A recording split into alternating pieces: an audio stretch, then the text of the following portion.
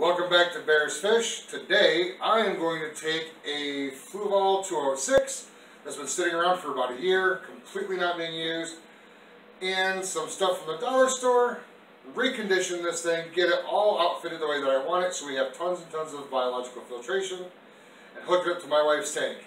Hang out and I'll show you how we do it.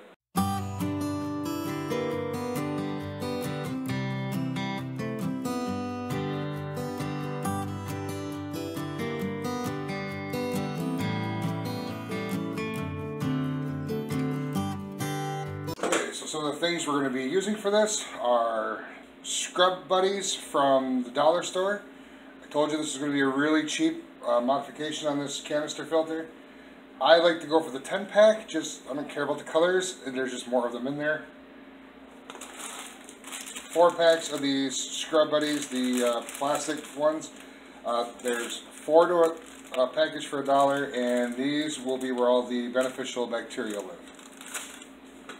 Now, the clips for the hoses on this canister filter are missing the suction cups. So we went and found the soap dishes and shower caddies that have the perfect suction cups on the back, and we're just going to scavenge those off of there. I don't really need the rest of the device, so we'll put that aside for potentially future project or just to occupy space until my wife gets irritated and tells me to throw it away. With the Fluval 206, we have 3 of these little chambers down inside the filter itself, and one of these, which is supposed to have sponges here and some sponges on this side. It looks like I've got a little polyfill left over in here.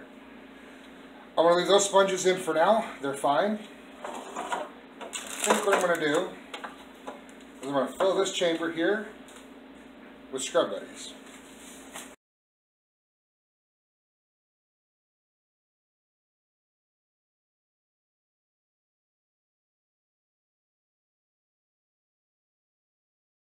As long as you have enough space to cram something in a filter, put it in the filter.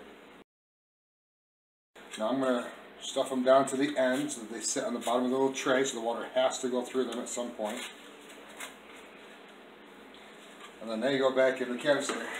And that'll be good.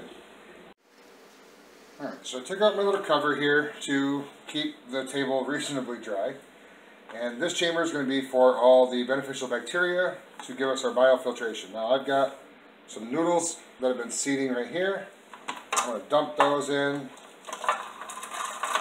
And there's not a lot here, but it's definitely enough to start the process.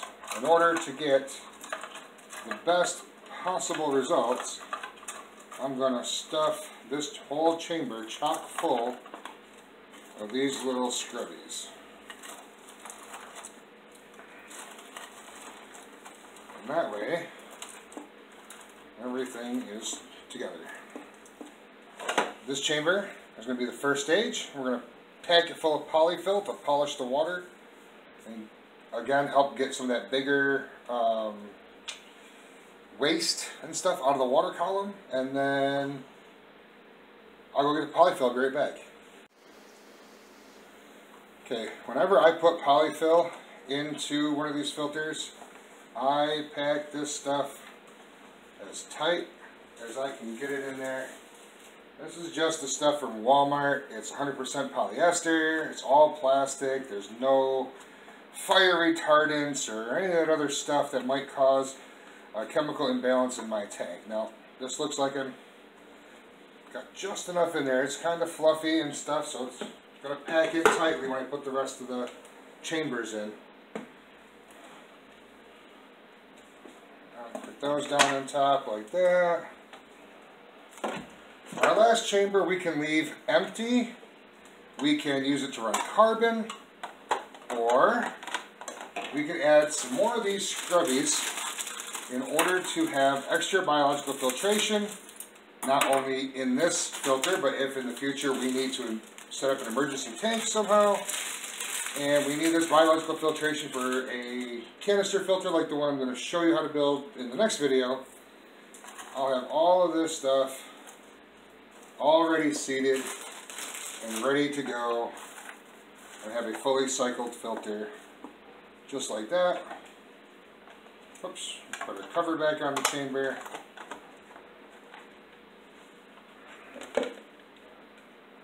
Like every good fish keeper, I have a giant mess to work around. And that is the insides of the Fluval 206. Go. So before we actually have this fully running on the tank here, I'm going to simply just give this a test fit to make sure everything lines up properly.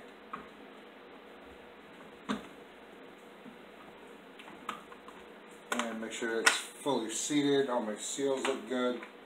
Now, they tell you to prime this thing like crazy once you get the hoses on. I fill it mostly with water first. I'm not going to sit there and pump this thing for an hour. That's useless. I can put my water in ahead of time, then snap it down, and then finish the priming process afterwards. Here are the hoses to connect, and this system is really simple. It only goes one way.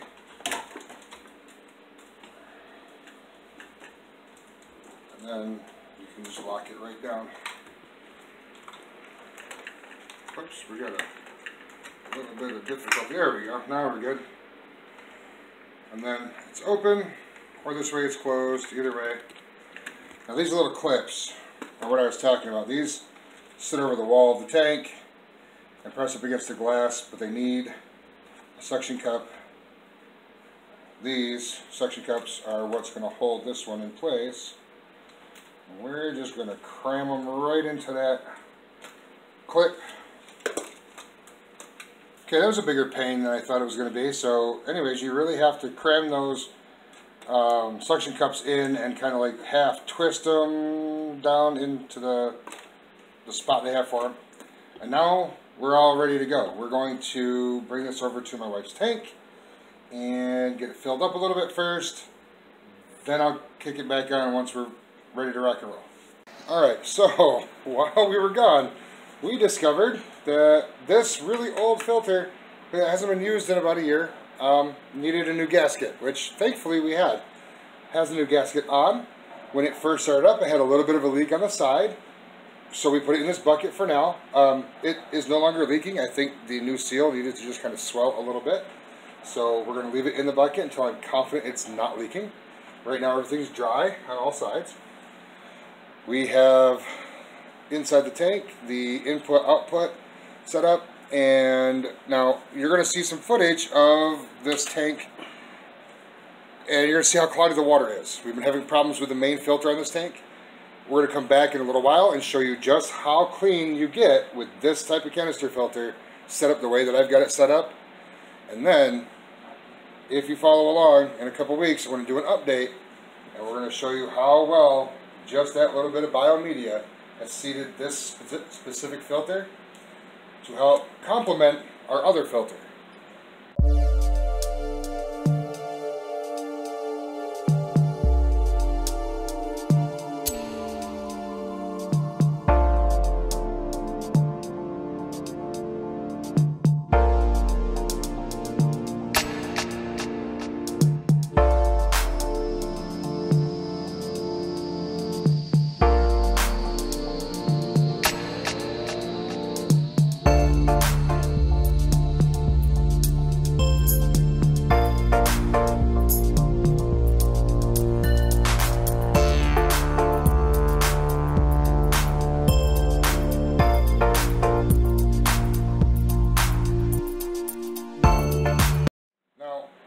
I don't talk about my wife's tank very much on this channel, but I'm going to.